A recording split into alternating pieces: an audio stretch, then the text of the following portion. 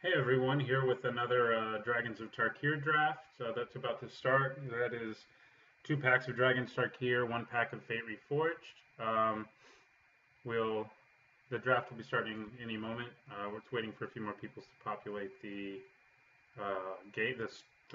draft, I guess is what one would call it. And I will be back with you when it's ready to start. Hey, so we're here with the first pack. We got Kolagon's Command as a rare, which is a pretty good rare. It's not something like super exciting. I mean, you can end up 2-for-1ing your opponent pretty often. You do 2 damage to their creature and make them discard a card, but I don't think it's like a crazy powerful spell. It also locks me into black-red. I mean, Twin Bolt often will do basically the same thing, and it's 1 in a red. Other cards of note here are, Vulturous Aven's great. Stormcrag Elemental's great. Beastbreaker's great, Drowner's great, the Sabertooth Outrider is great, and Summer Prowler's playable. That's about it. I think that's super playable in this deck. I mean, Herd Chaser Dragon's alright. It's a hard choice here, but I think I'm going to go for the Twin Bolt. So we'll reserve that. I think that's what we want here. It's a removal spell. It's a premium removal spell, and we'll take it. So we're in red, it looks like. Although this pack, in terms of red, is pretty underwhelming. Dragon Tempest is a pretty boring rare. I mean, if you somehow manage to draft a dragon deck, I guess it's incredible, but, what are the chances of that happening? Other cards in here that are pretty good are like Ojutai Interceptor, who can be a pretty aggressive dude, but he's pretty easy to kill with our Twin Bolt that we took, for example, already. Airy Bowmasters is a card I always like. 4 mana, 3/4 with reach, and you can Megamorph it if you have to, though I rarely do. But otherwise, this pack's pretty underwhelming. Encase in Ice is good. If I were in blue already, I might consider it. But this pack is pretty underwhelming. I think because red-green is generally just a better combination, I'm going to take the Bowmasters over the Interceptor. I think those are the 2 best cards in this pack, and I think I'll take the Bowmasters. So that's where we're going. Hopefully some of our future packs are a little more whelming instead of underwhelming. Let's see what we get here. All right, we have a Haven of the Spirit Dragon, which is a pretty cool card, but doesn't really have a place for us here. Black seems pretty crazy open. Deadly Wanderings and Hand of Silumgar, I think, are both pretty playable. So is Silumgar Butcher. In terms of the green and red in this pack, it's really just not that great. We've got a Scream Reach Brawler, who's good, but, barely, just a serviceable card. Nothing super exciting. Not nearly as exciting as Hand of Silumgar or Deadly Wanderings. There's also an Evolving Wilds, which is worth thinking about. And the Butcher is also pretty nice, too, as a removal spell in the exploit deck, if you can piece that thing together. This pack's pretty underwhelming. I think I'm actually going to take the Evolving Wilds to sort of set us up for, splashing if we have to, or, we may even change colors completely. So that's what we're going to take here.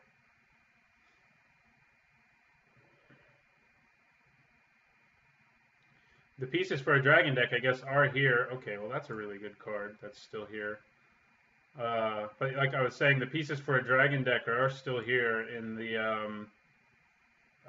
shape of, we had the 1 in a red mana enchantment that helps dragons, and we also saw Haven of the Spirit Dragon. I haven't actually seen any, really good dragons yet. But Dragonlord's Prerogative, I think, is too good to pass. It lets you draw 4 cards. We'd probably completely change our deck. We may even lose both of these cards. Probably not Twin Bolt, since we can splash for it if we want. But Dragonlord's Prerogative, makes us want to go into more of a control strategy. And we're seeing enough black and blue around that I think that's good. I mean, Segmented Croteek's good, for sure. And so is Safeguard Sentinels. So there could be an argument made there for one of those. But I think Dragonlord's Prerogative is just so strong that we got to take it. Drawing 4 cards is just great. Okay. All right. Well, see, and now we're being rewarded. There are 2 really good blue cards here in the Interceptor and the Faithful. We also have a Rending Volley, if we want to consider going to red. Silumgar Spell Eater is also an excellent blue card. And it may be the one I take. I mean, I know I'm going to see these guys more. We've already seen one of these, and we may have seen more than one of those. I just wasn't looking for them. I think we take the Spell Leader. You know, a 3 mana 2/3 is already pretty good, and you can, you know, Megamorph it and counter spells. And if we're going the control route, that's the kind of thing we want. So is the Faithful for sure, but I like the Spell Leader. Okay. Well, I'm kind of considering just moving straight up into black-blue because of the cards we're seeing. You know, Hand of Silumgar again is very good. We could also take this Monument and sort of fix for our red. But I really, you know, going 2 colors is usually just better. The Hand of Silumgar is good. The Zephyr Scribe is good too, but I think Hand of Silumgar is way better. And I think I'm going to take it. We may just completely abandon what our initial strategy was. Ooh, and Living Lore. Now that, definitely a really fun card. And right now we have a pretty good card for it in Dragon Lord's Prerogative. And I mean, it could be a 4 mana, you know, I'm not going to play this on turn. You never play Living Lore actually on turn 4. Problem with it is it can often end up being a dead card. I mean, just because it's so, and we may end up splashing this Twin Bolt actually. Just because, you know, you have to have a spell in your graveyard to really make it work. But, you know, I'm recording here, so maybe we'll just go for what's fun. And Living Lore is definitely fun. Hopefully we can find a way to make it into our deck. Okay, we got Reduce in Stature and Sidisi's Faithful. Kind of cool here. Right now we have a 2, 3, 4, 5, and, oh, well, that's a 2. But it ended up over there because I pulled it back in. But that's still pretty funny the way our curve looks right now. I think we're going to take the Faithful. If we're trying to build a control deck here, we need the Faithful to sort of lock down the ground early. It also can work as a temporary removal spell. And Reducing Stature is okay, but I don't think it's great. I mean, if any pack with a Faithful in it, I would almost always take the Faithful. All right, Gurmag Drowner is exactly what we want. I think it's a crazy overpowered card. Well, I shouldn't say overpowered. A crazy powerful card. You know, if we can get some Gurmag Anglers in the Lax pack, to go with 1 or 2 Gurmag Drowners, we're really set for a control deck. I mean, those cards just have so much synergy together, and that's what we're going to take here. Also sets up stuff for our Living Lore to come out big early. This pack is super underwhelming. I might just take the rare for the sake of taking a rare, but Artful Maneuver is probably the best card in the pack, and I think I'll just hate draft that. Okay, well, we got Deadly Wanderings back. It may not make it into our deck. It depends on what kind of deck we end up with, but it's definitely a good card if your deck can pull it off. And now well, Updraft Elemental is also a pretty good creature, but I think the removal is what we want. These are both awful. I think Dragon Eye Sentry is a little less awful. And getting a Zephyr Scribe that late is pretty nice and a good indicator of how open blue is, which we kind of already know. So I think we're in a really open color. We may not even want to splash this Twin Bolt when it comes down to it. You know, it's just easier not to. You know, we kind of wasted our time on our first couple picks, but I'm glad we took the Wilds with our third pick, so we can splash if we want to. All right, well, we opened up Den Protector, which is really good, of course. So, of course, that's what we opened. We have almost nothing worth playing in black and blue here, which is just incredible. And we do have this Evolving Wilds. The splashing is a possibility, but I just don't think. I think if we can avoid splashing, like unless we open a complete bomb, which this isn't, you know, it returns a card, which is nice, and it's, you know, got some evasion. Tarkir Freet's also an incredibly good card that just can wreck opponents, but we're not in red. In blue and black, the only real cards we have here are Reduce in Stature and Encase in Ice. Pacifism's a really nice removal spell too. It's better than Encase in Stature, Reduce in Stature, or Encase in Ice. But I think I'm going to take Encase in Ice here. I did not mean to take my Hand of Silumgar out. Kind of sucks to take it first pick, but I think it's just so powerful against those matchups that that's what we're going to take. It'll be like, you know, pretty game-breaking for our opponent if we can play it. So we'll take Encase in Ice here. We already have 1 Reduce in Stature anyway, so I'm just going to go with that. Green players are going to be pretty happy with this pack for sure, but we're not green. Okay, Rakshasa Gravecrawler is an absolutely amazing. It's another finisher to get in addition to hoping for a Gurmag Angler later. We need to really get some guys who like to be exploited. Luckily, there's a number of those also in the Fate Reforged pack. But there's also some here, and hopefully we can see some of them. But this Rakshasa Gravecrawler is just so good. You know, he's already a 5 mana 3/6 who's just that's already pretty big and hard to get through. But if you sacrifice something, that means you get 2 more zombies in place. You basically pay 5 mana and sacrifice a creature for 7 power, and that's just a really good deal. Dutiful Attendant is a guy who likes to be exploited, but I think we need some more guys with exploit before we start getting guys who like to be exploited. Right now we only have the one guy or 2 guys with exploit. Now we have 3, and I think we can probably start looking at finding things that like to be exploited. All right, Butcher's Glee is really good. I don't know if we're the right deck for it. We're not going to be super aggressive. It can still work as removal. I like Contradict in the controlling blue deck.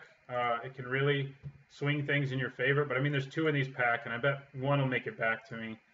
And I think I'm going to take the Butcher's Glee here. You know, we do have 7 creatures, and being able to regenerate guys, especially ones with lifelink, which might be the case if we end up playing Deadly Wanderings, it's pretty nice. As you know, the lifelink can really be useful. Okay, we have a Dutiful Attendant here who does like to be exploited, and I think that's who we're going to take. We don't have anything else super great for us in here. Learn from the Past is a pretty much useless card in this format. Mystic Meditation I think is okay, but I don't think it's great. You know, Dutiful Attendant is better when you have Mystic Meditation. I mean, yeah, when you have Mystic Meditation, but I think I would want the Dutiful Attendant first. So that's what we're going to go with here. We're going to go ahead and take our Attendant here. A guy who likes being exploited. Okay, we got Elusive Spellfist, another Faithful, which I think is probably the route we're going to take. And a Sibsig Icebreakers, which I don't think is great in our colors. Red seems pretty open in this draft, so maybe we made a mistake moving out of Twin Belt. But I think Dragonlord's Prerogative is just such a powerful card when you're building a control deck. Like, you know, your opponent, you know, somehow stabilizes, but then you draw 4 cards, and that's just, it's bad news for them. We haven't seen a lot of black removal, which has kind of sucked, but I think that's okay. And I think we're going to take the Sidisi's Faithful here.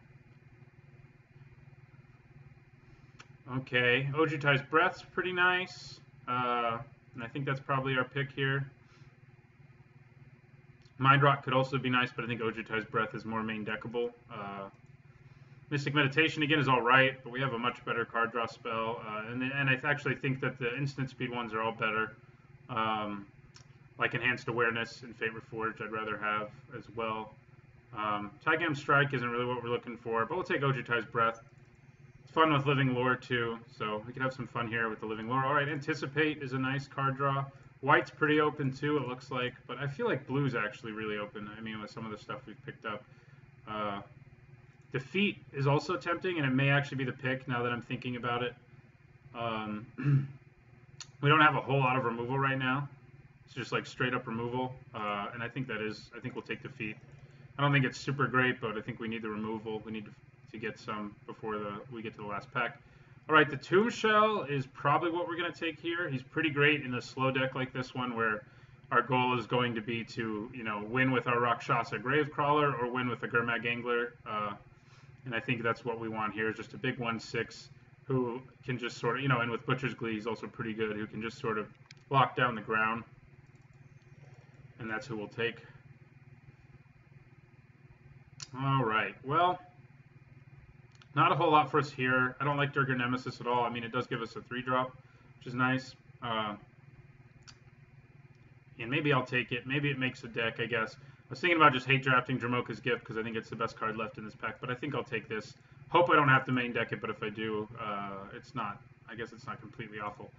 Question is, do I want 2 Wandering Tomb Shells? And I think the answer might actually be yes. We really do need a big flyer to go over the top or something like that, you know, to win, and we don't have one yet. Taigam Strike can help us win too, but I think I'd just rather have a second Tomb Shell, lock down the ground, and find a way to win that way. I'll take a Vial of Dragonfire. May not actually make our deck. Okay, now that Mystic Meditation made it all the way around to us, we'll take it. I don't know if I'll play it.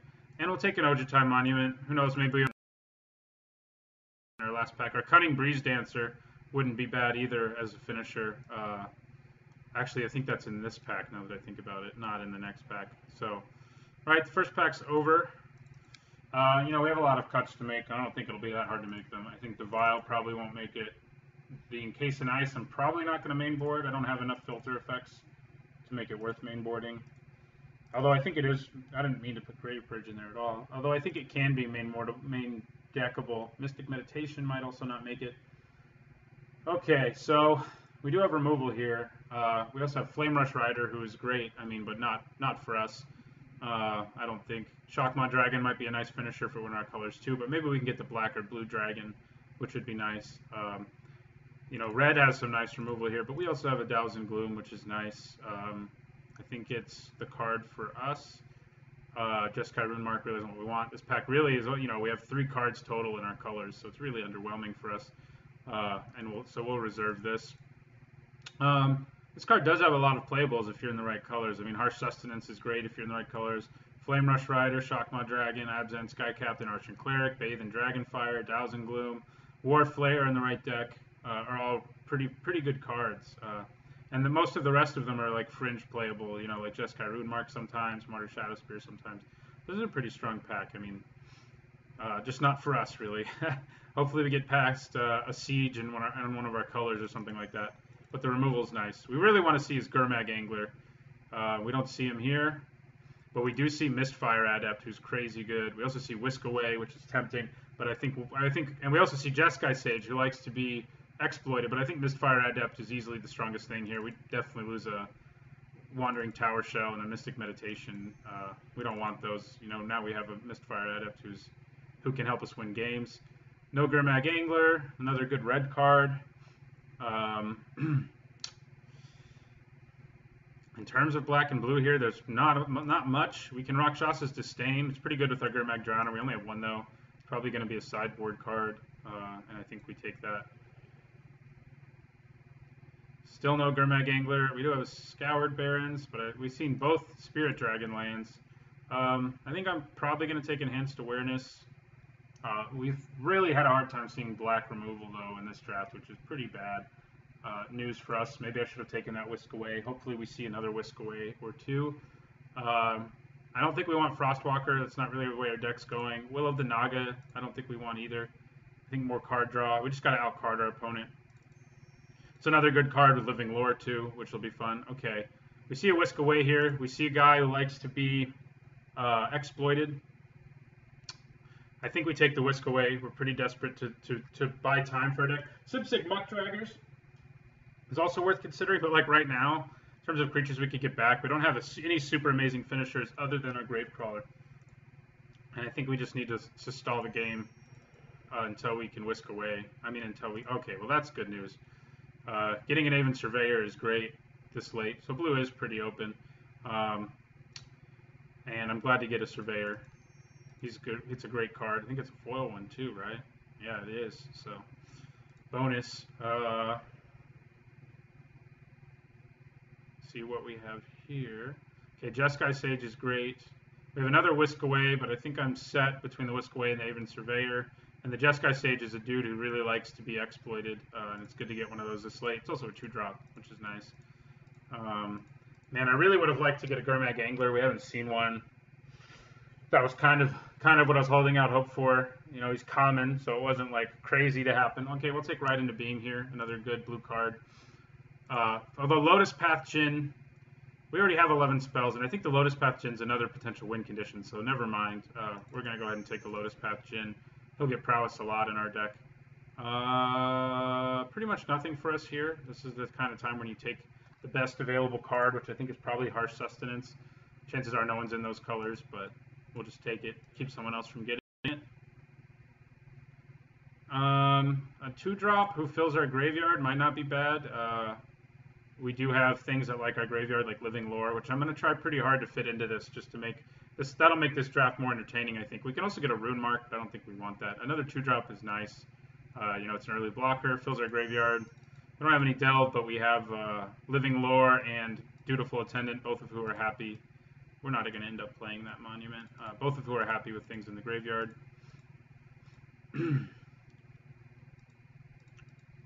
I really love this Dragon Lord's Prerogative, and hopefully it ends up being worth it to play it.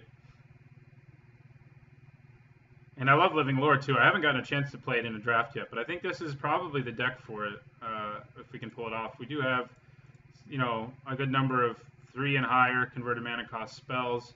And getting them back would be nice, of course. I mean, some things like Whisk Away just aren't good if you get them back, unfortunately. But, you know, Dowsing Gloom would be, Butcher's Glee would be, a lot of them would be great to get back. And, you know, Dragonlord's Prerogative is like the dream, you know, to make him into a 6/6. And, you know, basically have a Dragonlord's Prerogative whenever you want it. Yeah, these two cards are both pretty good. Mardu Scout and Wandering Champion, both 2-mana 3/1s. It's kind of surprising to still see them. The Champion's probably a little better, and we'll take it from somebody. We'll take Refocus. I doubt it makes our deck, but I think it's the most likely to make our deck out of that. Another Skullkeeper might actually make our deck. You know, the low drops are nice. Would have been nice to get some more guys who really like being exploited, but we do have a lot of cheap creatures who have no problem being exploited. We really only have 2 guys who you can generate value out of if they're exploited. But I think that's okay. I'm not sure. I don't think Deadly Wanderings is going to make this deck. I think we have too many creatures. I mean, we do want to have one big win condition in the end, but I don't think that's, you know, going to help us that much. Let's see what's left. Okay, Tazagor's Cruelty is not an awful thing to get late for sideboard purposes. This is obviously not going to be mainboarded, but it's going to get sideboarded in a lot. Okay, a third Skullkeeper I don't think we want. We'll just throw that away. But man, it would have been nice to get. Would have been nice to get a Gurmag Angler. We really have the deck for him, but we didn't get him. Someone else got him. But that's okay. Okay, so I think this is more or less our deck. I don't think there's anything else up here that we want to mainboard. I think 1 Tomb Shell is all we really want. He can, you know, help lock down the board while we try to win with our Lotus Path Djinns and Mistfire Adepts. And so I just think we need to cut a few cards. I think this is more or less going to be our deck. We'll group creatures separately here. You know, we've got some nice removal, but none of it's super incredible. We didn't get the ultimate prices or the 5-mana destroy target creature that's 1 or more color. What is that called? Reach of Shadows. We didn't get any super incredible removal. We have a lot that just sort of buys us time. I think that's okay. We don't want this Skullkeeper in there. I don't know how it snuck in there. Swore I drug it to the sideboard. So we need to cut, I think, 1 more card, and I think we're good.